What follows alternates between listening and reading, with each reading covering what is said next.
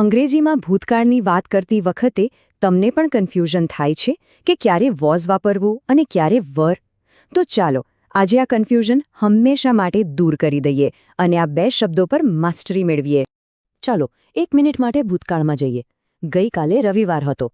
તમે ક્યાં હતા? તમે જોયું, આ એક જ સવાલમાં વોઝ અને વર બંને આવી ગયા. આના પરથી જ ખબર પડે છે કે આ શબ્દો ભૂતકાળની વાતોને જીવંત કરવા માટે કેટલા જરૂરી છે. સમજો કે વોઝ અને વર છે ને, એ ભૂતકાળના દરવાજા ખોલવાની બે ખાસ ચાવીઓ છે. ભલે વાત ગઈકાલની હોય, ગયા અઠવાડિયાની હોય કે પછી ગયા વર્ષની, આ બે શબ્દો વગર વાત જ ના બને. ચાલો સૌથી પહેલાં મળીએ વોઝને. એને છે ને આપણો એકલો હીરો કહી શકીએ. કેમ? કારણ કે હંમેશા એક જ વ્યક્તિ કે વસ્તુ માટે આવે છે. નિયમ એકદમ સીધો સાદો છે. જ્યારે પણ વાત માત્ર એક જ વ્યક્તિ, એક જ સ્થળ કે એક જ વસ્તુની થતી હોય, ત્યારે બસ આંખ બંધ કરીને વોઝનો ઉપયોગ કરી લેવાનો.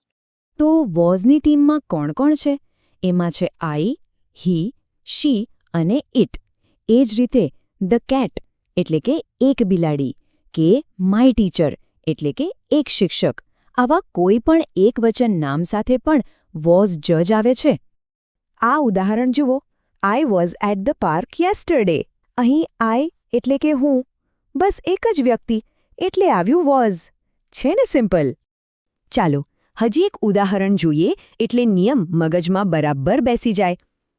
He was happy with his new toy. અહીં હી પણ એક જ વ્યક્તિ છે, એટલે ફરીથી આવ્યું વોઝ. અને હા, એવું નથી કે આ નિયમ ખાલી લોકો માટે જ છે.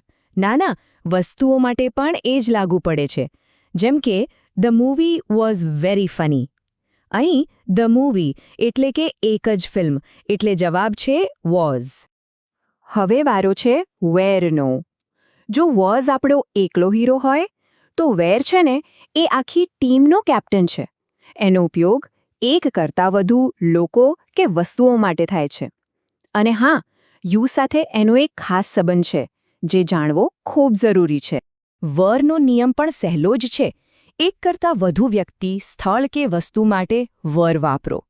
પણ અહીં એક ટ્વિસ્ટ છે. એક ગોલ્ડન રૂલ છે જે તમારે હંમેશા યાદ રાખવાનું છે. યુ સાથે હંમેશા વર જ આવે, ભલે તમે એક જ વ્યક્તિ સાથે વાત કરતા હો. તો વરની ટીમમાં કોણ કોણ છે? એમાં છે વી, દે અને આપણો સ્પેશિયલ ફ્રેન્ડ યુ. સાથે જ ધ ડોગ્સ એટલે કે એક કરતાં વધુ કૂતરા, અથવા માય પેરેન્ટ્સ એટલે કે માતા-પિતા, બે વ્યક્તિ, આવા બહુવચન નામો સાથે પણ વર આવે છે.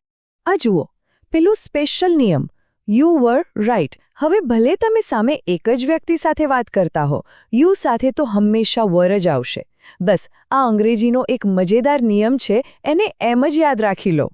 અહીં બીજું એકદમ સ્પષ્ટ ઉદાહરણ. દે વર પ્લેઇંગ ફૂટબોલ. અહીં ધે એટલે કે તેઓ, જે એક કરતાં વધુ લોકો છે, એટલે આપણે વર વાપર્યું. અને હા, વસ્તુઓ માટે પણ એ જ વાત છે.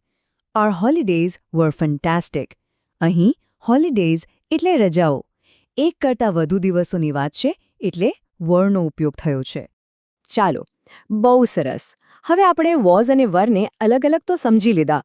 હવે બંનેને સામસામે મૂકીને જોઈએ, એટલે શું બધો ફર્ક એકદમ ક્લિયર થઈ જાય. જુઓ, બધું જ એક જગ્યાએ છે. એક બાજુ છે વોઝ, જે આઈ, હી અને ધ બુક જેવા એકવચન સાથે આવે છે. બીજી બાજુ છે વર, જે વી, દે અને ધ બુક્સ જેવા બહુવચન સાથે આવે છે. અને હા, આપણો સ્પેશિયલ મિત્ર યુ હંમેશા વરની ટીમમાં જ રહે છે.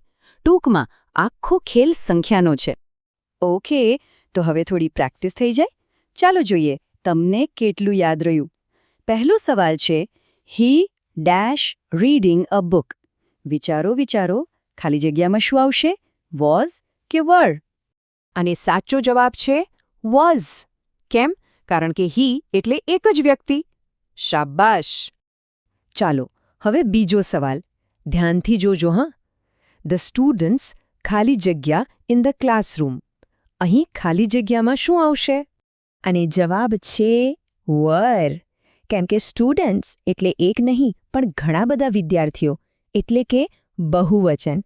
એટલે આપણે વર વાપરીશું. અને હવે આપણા સ્પેશિયલ નિયમનો વારો. You late for school. આમાં ભૂલ ના થવી જોઈએ હો. એકદમ સાચું. જવાબ છે વર. આપણે શીખ્યા હતા ને કે યુ સાથે તો બસ હંમેશા વર જ આવે. લાગે છે કે આ નિયમ તમને બરાબર યાદ રહી ગયો છે. તો આખી વાતને યાદ રાખવા માટે ખાલી 2 જ સ્ટેપ છે, એકદમ સહેલા.